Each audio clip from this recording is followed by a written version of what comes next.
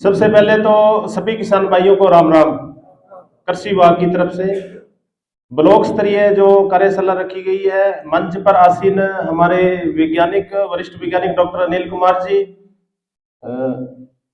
Pesticide association के अध्यक्ष स्वामी जी, किसान यूनियन के अध्यक्ष है जो सुड्डा जी, सभी का स्वागत है। और सभी जो स्टॉक होल्डर है, डीलर साहिबान जितने पधारे हुए, उन सभी का धन्यवाद। और प्लीज एक चीज का ध्यान रखें, बीच में जो मोबाइल चल रहा है आप इसको बंद कर लें। जितनी भी बातें बताई जाएगी बीटी कॉटन से संबंधित, उनको आप नोट कर लें डायरी में, आपके बहुत ही काम आने वाली बातें हैं। पीछे 24 फरवरी को हमारे जिला स्तर पर कार्यक्रम हुआ था, जिसमें श्रीमान जिला कलेक्टर महोदय भी उसके अंदर उपस्थित थे। हमारे वरिष्ठ वैज्ञानिक CICR सिरसा से डॉक्टर ऋषि कुमार जी, उन्होंने किसान भाइयों के लिए मुख्य रूप से क्या संदेश दिया है, उसमें भी हो सकता है यहाँ से कोई किसान, कोई डीलर साहिबान पधारा हो, लेकिन फिर भी उनके जो मुख्य मुख्य बातें हैं वो आपको इस वर्कशॉप के माध्यम से मिलेगी। सबसे पहले कृषि विभाग का मैं धन्यवाद करना चाहता हूं कि बहुत ही सही टाइम पर ये वर्कशॉप रखी गई है बीटी कॉटन के ऊपर, क्योंकि कोई भी अपने कार्यक्रम करते हैं, ये चाहे फसल हो या कोई कार्यक्रम हो, हमें पूर्व तैयारी करनी बहुत जरूरी है। तो आज की जो वर्कशॉप रखी गई है पिंक बोलवर्म के बारे में, इसके ऊपर अपने विस्तृत चर्चा करेंगे। इसमें अपने ये नहीं कह सकते भी कृषि विभाग का काम है सुंडी मारना, तो इसमें सभी अपने इंटीग्रेटेड सहयोग करेंगे। किसान है, हमारे स्टॉक होल्डर है, कंपनी प्रतिनिधि है, प्लस विभाग है, प्लस किसान है। तो खेती बाड़ी की जब अपने बात करते हैं तो किसान भाइयों, इसमें मुख्य रूप से 4 स्तंभ होते हैं। बीज है, बीज के अंदर हम प्रमाणित बीज का उपयोग करते हैं, किसी अच्छी कंपनी का बीज लेकर के खेत में किसान है जो बुआई करता है। फिर मौसम है, मौसम की आज की हम परिस्थितियां जो देख पा रहे हैं, मौसम में बड़ा बदलाव आ रहा है। कई बार बीटी कॉटन में भी लास्ट में टेम्परेचर जब बढ़ता है तो किसान के मन में ऐसे होता है थोड़ी ठंड सी हो जाए, लेकिन ये हमारे हाथ में नहीं है, क्योंकि उस समय जो पैराविल्ट का जो अटैक है देखने को मिल जाता है। साथ साथ में है देखभाल में कोई भी किसान कमी नहीं छोड़ना चाहता है, प्रति यूनिट से, प्रति इकाई से वो अधिकतम उत्पादन लेना चाहता है। और चौथा स्तंभ है जो मृदा, इसके ऊपर अपने बात करेंगे मिट्टी के बारे में। तो बीटी कॉटन में अपने बुआई से लेकर के और पिकिंग तक यानी चुनाई तक सारी बातें करेंगे, सारी बातें आपको यहाँ पर बताई जाएगी। सबसे पहले बीटी कॉटन की यदि बात करें किसान भाइयों, इसकी जो इजाद हुआ, बीटी कॉटन की उत्पत्ति हुई, वो सबसे पहले जर्मनी में हुई 1992 में। थुरंजिया एक प्रांत है, वहां पर 1992 में इसे टबैको की फसल में एग्रीकल्चर इंजीनियरिंग तकनीक द्वारा मिट्टी से लेकर के बैक्टीरिया को उस पौधे में प्रवेश करवाया गया। और पत्तियों में ये क्राई जहर छोड़ता है, एक तरह की प्रोटीन छोड़ता है, जिससे जो लेपिडोप्टेरा के इंसेक्ट है, काटने और चबाने वाली, जिसको अपने सिंपल भाषा में कहते सुंडियां है, वो कंट्रोल होती है। यानी थुरंजिया प्रांत है, इसे बेसिलस थुरंजेनेसिस कहते हैं। तो सबसे पहले हमें ये पता होना चाहिए। तो बीटी कॉटन के बारे में हम जी बता रहे हैं, विस्तृत चर्चा होगी। किसान भाइयों से निवेदन है कि वर्कशॉप का पूरा लाभ उठाए वो। तो अपनी बात चल रही थी बेसिलस थुरंजेनेसिस, एक प्रकार का बैक्टीरिया। फिर 1994 में यह तकनीक मक्का में प्रयोग किया गया, अमेरिका में। अमेरिका विश्व में सबसे ज्यादा है बायोफ्यूल के रूप में मक्का का प्रयोग करता है। उसके बाद में ये पूरे वर्ल्ड के अंदर तकनीक है, बीटी के अंदर प्रयोग हुई 1998 में। अमेरिकन कंपनी मोन्सेंटो यहाँ पर लेकर के आई।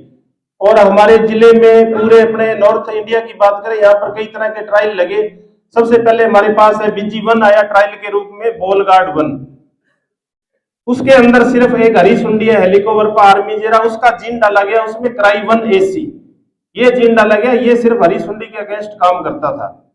उसके बाद में दूसरा जीन हमारे पास आया, बोलगार्ड सेकंड के नाम से जो नरमा आया, उसके अंदर 2 जीन किसान भाइयों समाहित किए गए, क्राई 1AC जो हरी सुंडी को मारता है, और क्राई 2AP, ये 2 जीन आए। ये 2 जीन आए तो हमारे जो कॉटन की क्रॉप थी उसमें 3 प्रकार की सुंडियां इसने कंट्रोल की। एक हरी सुंडी को नियंत्रित किया, एक चित्तकबरी सुंडी को नियंत्रित किया, जिसको स्पॉटेड बोलवर्म कहते हैं। किसान भाई सभी जानते हैं, कपास में ये कीड़ा बोल देते हैं या दुर्मट बोल दे सिंपल भाषा में। गुलाबी सुंडी को भी इसने नियंत्रित किया। सरकार ने बीटी के साथ में हमें नॉन बीटी दिया 120 ग्राम, जिसका नाम रखा गया रिफ्यूजिया। उसका काम क्या था? उसका काम था हमें बॉर्डर लाइन के रूप में उसके चारों ओर लगाना था, ताकि हमारी टेक्नोलॉजी दूषित न हो, हमारी टेक्नोलॉजी खराब न हो। तो किसान भाई हाथ खड़ा करके बताए, रिफ्यूजिया कितने लोगों ने अपने बॉर्डर के ऊपर लगाया चारों तरफ? रिफ्यूजिया को कितने लोगों ने काम में लिया, या उसको फेंक दिया बेकार टेक्नोलॉजी समझ के? ये तो नकली बीज है,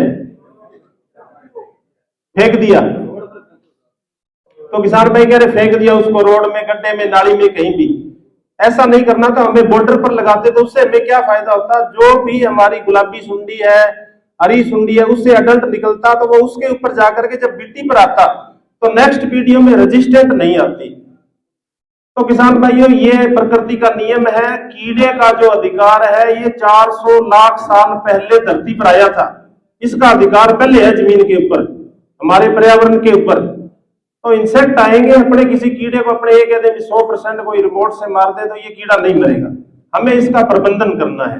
प्रबंधन किस प्रकार करेंगे? इंटीग्रेटेड मैनेजमेंट, सभी मिलजुल के। अपने के भी ये तो कृषि विभाग का काम है, या कंपनी ऐसा हमें जीन दे दे जिसमें सुंडी आए नहीं, तो ऐसा नहीं है किसान भाइयों। लास्ट ईयर की बात करें तो लगभग हनुमानगढ़ जिले की जो बैकबोन क्रॉप है, मेजर क्रॉप है बीटी कॉटन, इसी के ऊपर हमारे जिले की जीडीपी अर्थव्यवस्था टिकी हुई है। और कॉटन फेलियर होने से सारा सिस्टम प्रभावित हुआ है, अकेला किसान नहीं, मार्केट भी खराब हुआ है। पेस्टिसाइड एसोसिएशन इससे प्रभावित हुआ क्योंकि उनकी रिकवरी नहीं हुई। हम भी किसान परिवार से जुड़े हुए किसान के इतनी समस्या होगी कि डीएपी, यूरिया, रबी फसलों में सरसों के बिजाई के लिए पैसे नहीं थे। पुराना बीज उसने छान करके फिर बिजाई किया, मार्केट से कोई प्राइवेट कंपनी का बीज उसने खरीदा नहीं। इस तरह की दिक्कतें किसानों की आई।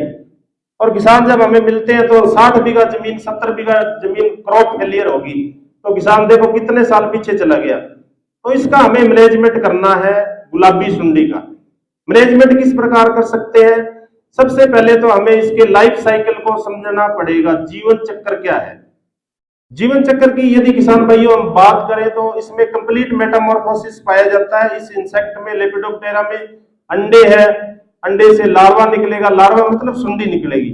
उसके बाद उसका शंख बढ़ेगा, प्यूपा बढ़ेगा, उसके बाद उसका भमक्कड़ बढ़ेगा, तितली बढ़ेगा, जिसको अपने मोथ कह देते हैं।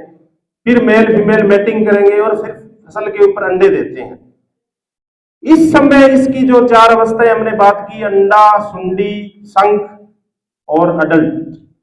अब जो इसकी अवस्था है लार्वा अवस्था, यानी सुंडी अवस्था के अंदर ये कहां पड़ा है, इसके सोर्स क्या है? जैसा कि राजू राजे ने बताया, लकड़ियों के ढेर। जो हमारे अधखिले टिंडे थे, उन टिंडों के अंदर अब ये सुंडी लार्वा अवस्था में पड़ी हुई है। जो हमने कॉटन की पिकिंग की थी लगभग नवंबर में, हमारे बाढ़ खाली हो गए।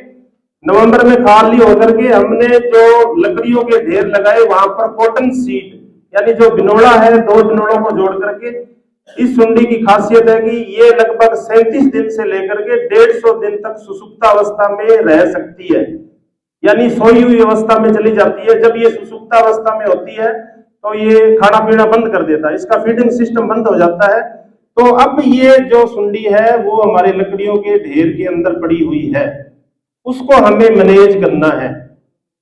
अब ये कहते हैं लकड़ियों का ढेर मैनेज करना, ये तो विभाग का काम है। कई किसान बीच में सलाह देते हैं नरेगा वाले लगा के और ढेर को साफ करो, ऐसा नहीं है। थोड़े थोड़े प्रयास यदि किसान शुरू हो जाए, इस समय कोई ज्यादा काम नहीं है। जो फरवरी का महीना है, मार्च का, फसल कटाई का टाइम भी नहीं है किसानों के पास, तो जितने ढेर पड़े उसको झड़का करके बनस्पतियों को, जितने भी टिंडे पड़े हुए उनको नष्ट करना है, हमें आग लगाना है। तो 80% सुंडियां हमने कंट्रोल कर ली, ऐसे मान के चलो आप 80% सुंडियों को आपने कंट्रोल कर लिया। जो उसका सोर्स है वो है लकड़ियों के ढेर। जैसे ही फ्लोरिंग स्टेज आती है, पुष्पन अवस्था आती है, तो प्लांट क्या करता है? बहुत सारे हार्मोन रिलीज करता है। जो रिप्रोडक्टिव फेज उसकी होती है तो बहुत सारे हार्मोन रिलीज करता है। तो जो इंसेक्ट होते हैं, कुदरत ने, भगवान ने इनको अंदर ऐसी ताकत दी है, फिरोमेन पाए जाते हैं। इनके पास संदेश जाएगा, किसके पास? जो कॉटन सीड यानी बिनोड़े के अंदर जो सुंडी बैठी है उसके पास मैसेज जाएगा, प्यूपा में तब्दील हो जाएगी, प्यूपा से अडल्ट निकलेंगे, अडल्ट हमारी फसल पे आकर के अंडे देते हैं।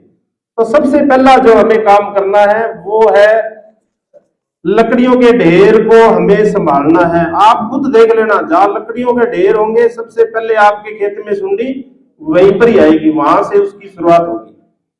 पिछले साल की यदि हनुमानगढ़ जिले की बात करें तो यहाँ पर लगभग 2.5 लाख हेक्टर से भी ज्यादा कॉटन की बुआई हुई, क्योंकि ये जिले की मेजर क्रॉप है। उस 2.5 लाख में 85,000 हेक्टर में बुआई हुई सरसों वाले बड में, जौ वाले बड में।